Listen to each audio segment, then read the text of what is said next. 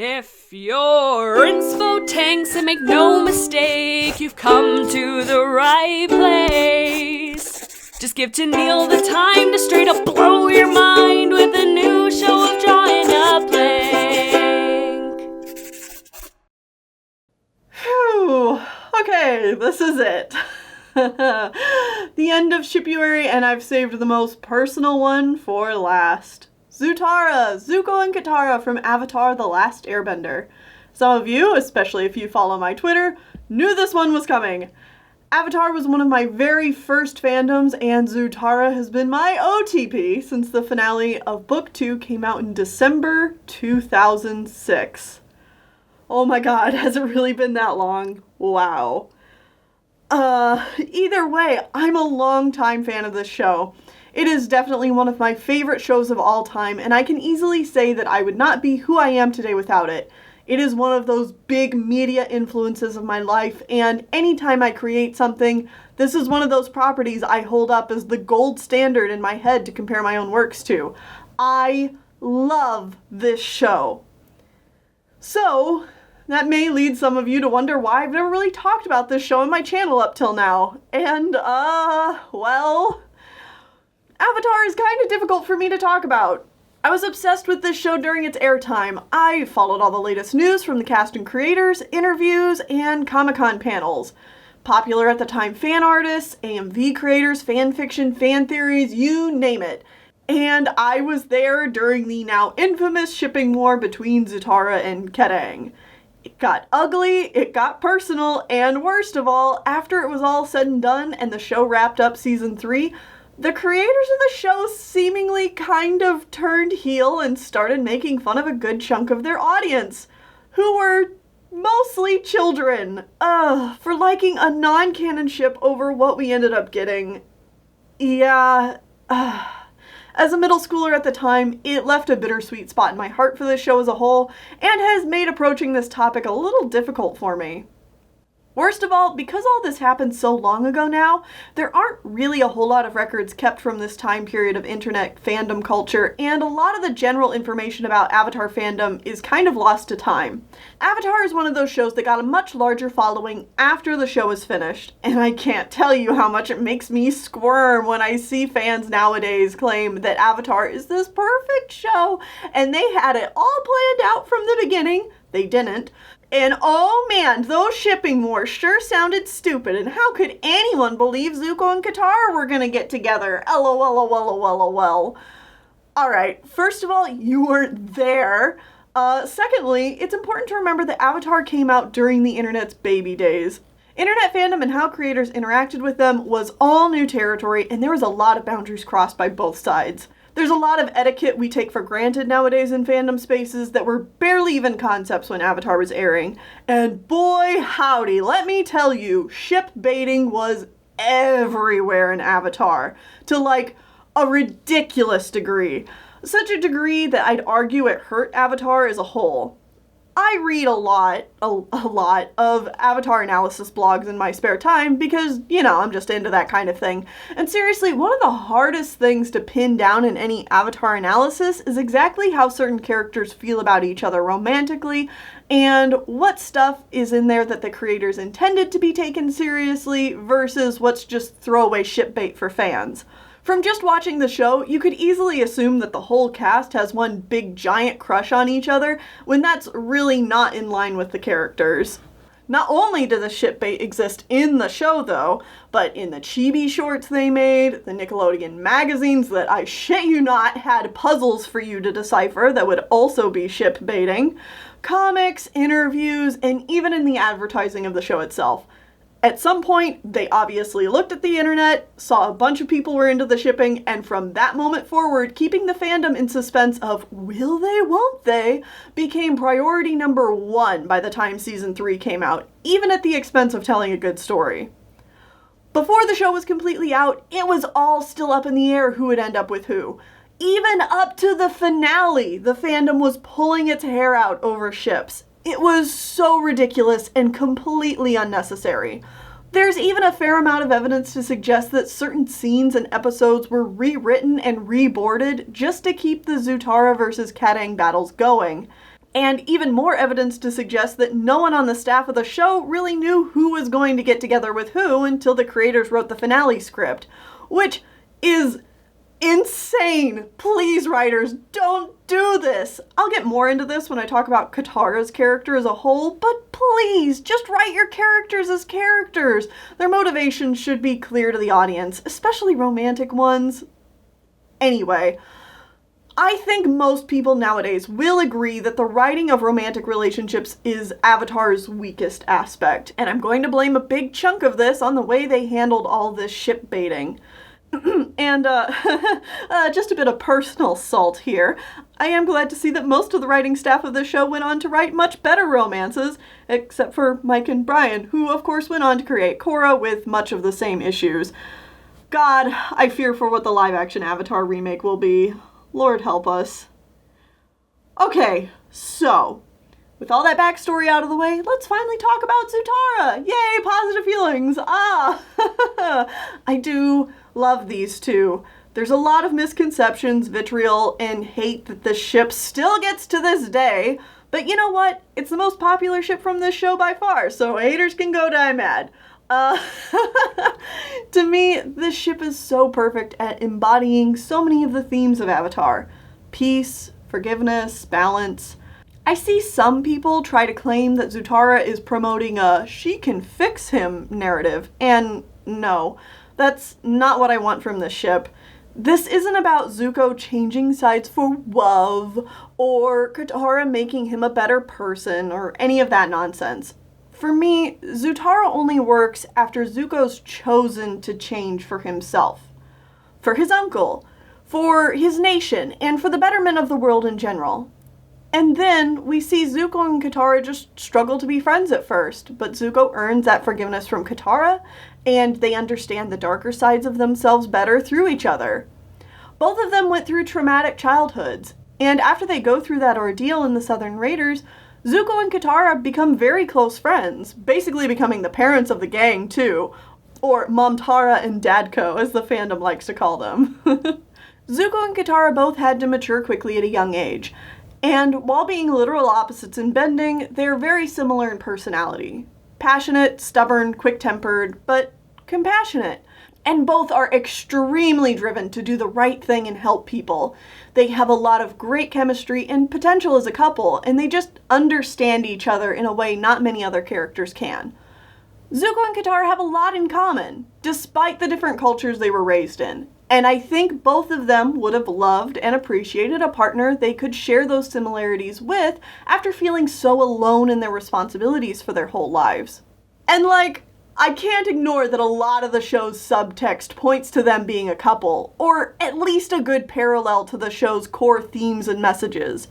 Tui and La, the Cave of Two Lovers, the fact Zuko and Katara spend a good amount of time in every season finale together, their respective disguises they use, the red and blue dragons, the way the elements all kind of balance each other out, and Zuko even has that whole arc where he learns water bending to help improve his fire bending. There's a lot. And oh my god, the tension in every one of their scenes is bonkers. The voice actors for Zuko and Katara have even said that they ship these two characters together. And oh yeah, how could I forget? Zuko literally jumped in front of Azula's lightning to save Katara. I still get emotional watching this scene. To think that canonically these two barely interact after something like that and aren't just the closest of friends just makes me want to scream. We were robbed! Even if we didn't get Zutara, robbing us of their platonic ride or die BFFs forever Zuko and Katara dynamic is a damn crime against nature. Now, personally, with the way season 3 ended, I think the show would have been better off if they just didn't have anyone end up together at all. The cast is still pretty young, and there's honestly a lot more important things for all these kids to be worried about by the end of the show. And any relationships getting together really just kind of feel rushed and forced. I have a whole list of issues I would like to make videos about where Avatar wins season 3 and onward, but for now, let's just take the time to talk a little bit more about what we ended up with in the ship department for these two in particular. I'm sorry, y'all, if you like these two ships. Mei and Zuko. Let's just get this one out of the way first. I hate this couple. It is easily the worst canon ship of the show. At the beginning of Season 3, Mei and Zuko's relationship seems to be a good parallel for Zuko's arc. I like it in that aspect. He made the wrong choices at the end of Season 2, and he's given everything he wants in the Fire Nation, including but not limited to his relationship with Mei. Their personalities clash horribly, they barely have anything in common, and they don't share the same morals. This is a relationship disaster. To be clear, because I know people will make this assumption, I don't think Mei is a bad character or hate her. I just think Zuko and Mei both deserve better significant others, and I thought the first half of Season 3 made that pretty clear. I know they break up later in the comics, but the less I think about the comics, the better. Oh, and now the big one. Kidding. Again, just because I don't like this ship doesn't mean I hate Aang. And again, I think Aang and Katara both deserve better significant others than each other. To put it bluntly, Katara babies Aang, and these two are not on the same maturity level by the end of the show. Aang might be 112 years old and have gone through a lot of his own trauma, but he's still a kid compared to Katara. And Katara enables a lot of Aang's worst behavior, due to her kind of idolation of him as the Avatar and her natural mothering nature. And this proves to be harmful for Katara over and over again throughout the show. Aang gets angry and upset, and he runs away, and Katara is left to try and pick up the pieces whenever it happens. It happens during the winter solstice, the storm, when they get lost in the desert, at the beginning of Season 3, and oh yeah, that's right, it literally happens in the finale of the entire show. The last thing Katara and Aang say to each other in the whole show before they kiss at the end is an argument where Aang is yelling at her and the rest of the gang for not understanding why he doesn't want to kill Ozai, and Katara is begging him to not run away and just talk to her about it. And then he runs away again! Ugh. Oh, and by the way, this is an especially awful thing for Katara to have to deal with as someone who is obviously dealing with a lot of abandonment issues. The pain of losing her mother and feeling like she is the direct cause of that is a huge part of Katara's character, and healing from it is part of her character arc. This abandonment thing isn't even a reach. The show points out Katara's trust issues with those who abandon or betray her pretty clearly with everyone except Aang. With Jet, Zuko, and even her father, who Katara has a very emotional confrontation with at the beginning of Season 3. But because Katara is so scared of losing the world's last hope for ending this war, she never lashes out at Aang for it and instead redirects those frustrations with her father. And then there's the fact that throughout the whole show, aside from a few very infrequent moments, Aang's crush on Katara is framed to be extremely one-sided. And why wouldn't it be? Katara is treating him like a child, not like a crush. And look, I can get behind Season 1 and Season 2 of Aang's crush. It's mostly harmless, and I think it shows Aang's naivete and how he's just a kid who has a lot to learn. But in Season 3, it all just gets a little weird, for lack of a better word. Katara has yet to really show any interest, and yet Aang is getting more pushy and possessive and entitled to Katara. And then we get these ship-baiting dreams he has of her, and they just have a very kid wants to date his babysitter dynamic. And I get there's a lot of guys out there who want to date their mom, but this trope needs to die in a fire. I'm sorry, but no teenage girl out there is wanting to date a 12-year-old. Especially not most of the girls watching this show at the time who identified with Katara. And yes, I know a lot of people also dismiss Zutara for this reason too. You just want Katara to date Zuko because you see Katara as your self-insert. Well, you know what? You can say the exact same thing about Aang's crush on Katara to guys, but for some reason, when little girls identify with Katara and not wanting to see her end up with Aang, that's a bad thing. That seems like a double standard. If they really wanted to make Cat Aang a decent endgame, then just let Katara actually show interest in Aang romantically, instead of purposefully keeping her feelings ambiguous until the very end. Quit keeping Katara, arguably our main character and the character people should be relating to the most, in the dark. It's cheap suspense, it doesn't make sense, And when you suddenly, at the very end, say, oh, this is actually how she felt the whole time, you don't get to act surprised when a large portion of your audience rejects that and calls it forced and sloppy. And don't even get me started on what happens after the show. Oh, Zutara, my poor baby girl, what did they do to you? I hate the comics and what Korra does to our gang. So, in case you're unfamiliar with the Avatar comics, first of all, good for you. They have some lovely art in them, but dear lord, I hate almost everything else about these things. But anyway, Zutara basically becomes arm candy for Aang, and she never ever has a single thought outside of her relationship with Aang, basically ever again. It sucks. She loses all her characterization from the show, barely ever fights, and is just the group healer from then on, even though Zutara is a warrior first and a healer second. And the only times any problems come up in her and Aang's relationship, they paint it as something Zutara just needs to get over, even when Aang is being a real inconsiderate jerk. I hate it. And then, in Korra, we're told that Zutara is often left abandoned by Aang again and again so he can take Tenzin places, and she's left with Kai and Bumi. And does Zutara ever get to do anything other than pop out babies and continue to just be a mom to her husband and children? Nope! She doesn't even get a statue in her honor like all the other members of the gang. She doesn't get involved with politics or restoring the world. She doesn't get to do anything other than be the Avatar's wife. Gross. Hashtag not my Zutara. The only thing she supposedly does is outlaw bloodbending, which is so... Okay, I hate that bloodbending is treated as this sort of horrible, vile form of waterbending. It's such a black and white take, when the original show was so good about showing how no bending is truly evil. Bloodbending should have got a similar treatment. Just think how bloodbending could be used in healing. It could be connected to a very spiritual side of waterbending. Obviously, it can be used to cause a lot of harm, but so can a lot of different bending styles. That doesn't mean you outlaw it. Missed opportunity there. Anyway, I hate what happens to Zutara after the events of the show, and I really dislike that Korra implies that the worst parts of Zutara and Aang's relationship continue to never properly be addressed up until the day Aang dies.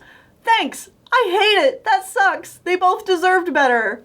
In my perfect world, Avatar would have gotten the rumored 4th season it was supposed to have before they decided to do that horrible live-action film. And there we could have spent some proper time cleaning up some of those unresolved plot threads the show left off on. I would have liked to see how the gang actually deals with bringing the world to peace after such a devastating war has left everyone so scarred. Dealing with the actual consequences of keeping Ozai alive. Having Zuko and Zutara go search for Ursa together. Aang figuring out how to start rebuilding his culture. Giving Mai and Toph some closure with their parents. And so much more. And again, I know some people will point to the comics, but if I haven't made my distaste for them clear enough yet, I just miss that original team of people who created Avatar. And I would have loved to see what they would have done together as a team versus what we got in the comics. It takes a village to raise a child, and it took a whole team to create the magic that was Avatar. Zuko and Zutara might not have ended up together in the show, but lucky for me, there are so many good fics to read that I can accept as my own headcanon instead. And for the first time on Shipuary, I'll actually link to some of those below. Happy reading! Thank you everyone for the wonderful Shipuary. Here's the last roundup of Shipuary art sent to me. Y'all are spreading the shipping love out there. Beautiful. I'm glad to have finally gotten this one off my chest. It's been a video I needed to make for a long time, but I've been kind of nervous to create. I'm very passionate about Avatar, as you can probably tell by now. Next week for Drawing a Blank, we're gonna do something different. I mentioned before I wanted to do some studies, and that's exactly what I plan to do. Join me here live on Sunday to do some art studies with me. We're gonna start with some gesture drawing, and I'm going to give some tips and try my best to answer your questions. Have a fantastic week. Remember to never turn your back on the people who need you, and stay inspired.